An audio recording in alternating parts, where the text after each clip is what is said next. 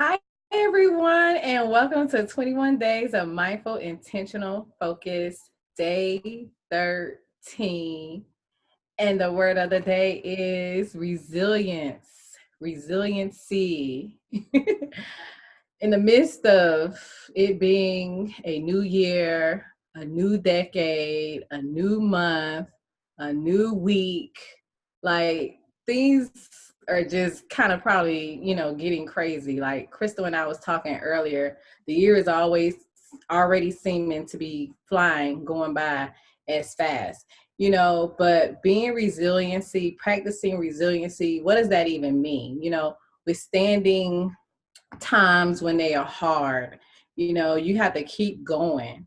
You can't stop, depending on what your profession is or what it is that you do, things are always going to happen to you. Life will happen, experiences will happen to you. But today, Crystal's going to teach us how to remain or practice resilience, because you may be like, resilience, what does that mean? You've probably been stuck in a place for a very long time and you're ready to get unstuck. So, Crystal, how do we come up out of this thing? How do we be resilient in the midst of Crazy, right? yeah. So,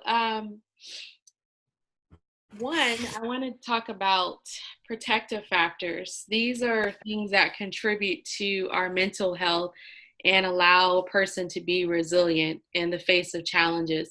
So, whenever obstacles come up or challenges, if we have strong protective factors, that will kind of help us get through. So, you're probably wondering, what are protective factors? So, these are things that help us when we're coping, help us to be better equipped with challenges that happen in life, like when life happens to us, we get thrown a lemon. And it also is about strong relationships. Okay, so we're going to review some of those protective factors. And once we focus on building those protective factors, we can be stronger, able to cope well with life obstacles. So the first protective factor to kind of focus on looking at social support. So what does that really mean? So social support is, do you have, someone to really talk to about your problems, um, to confide in? I mean, you're having car problems. Are you able to ask for help? Do you have that support?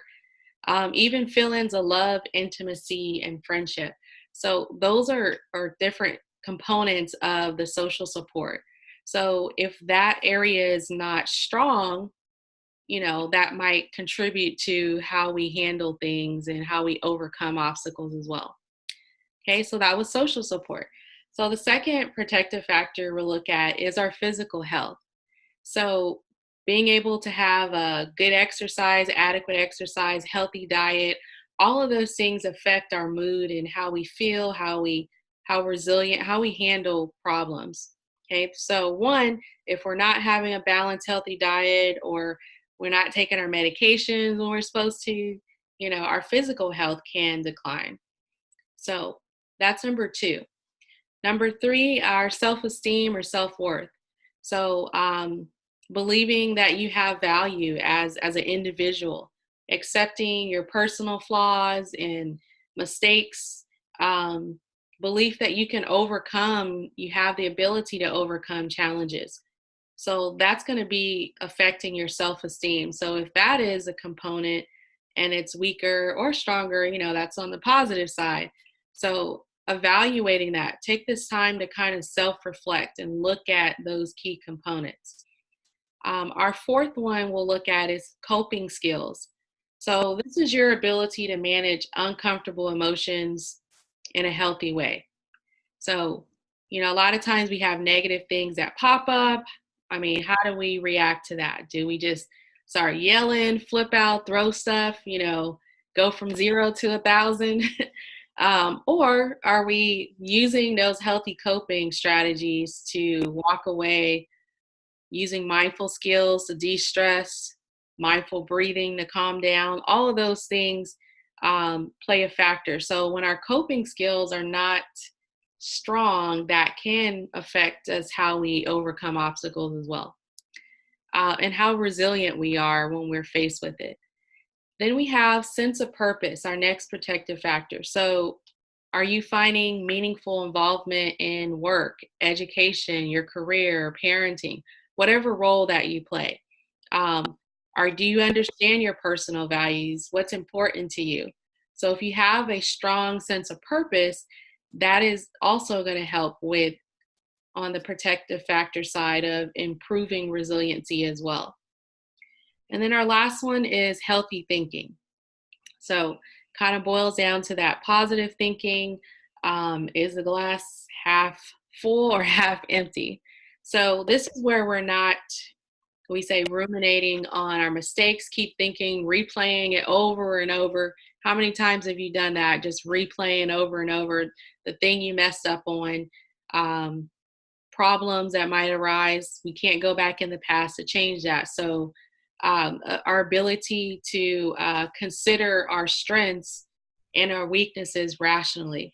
So when I'm having an irrational thought, then I'm like kind of more focused on all the pointing out the negative stuff that's happened in my life versus, oh, what was something good that happened? So when our healthy thinking is weaker, you know what that means. Our resiliency is probably weak as well to overcoming obstacles. So, those were 6 protective factors, just kind of a brief thing, a mental health tip, a mindful wellness tip, if you want to say, that can help improve your resiliency for the day. So, we thank you for joining us and taking the moment and self reflecting on resiliency. And we will see you tomorrow. Bye. Bye.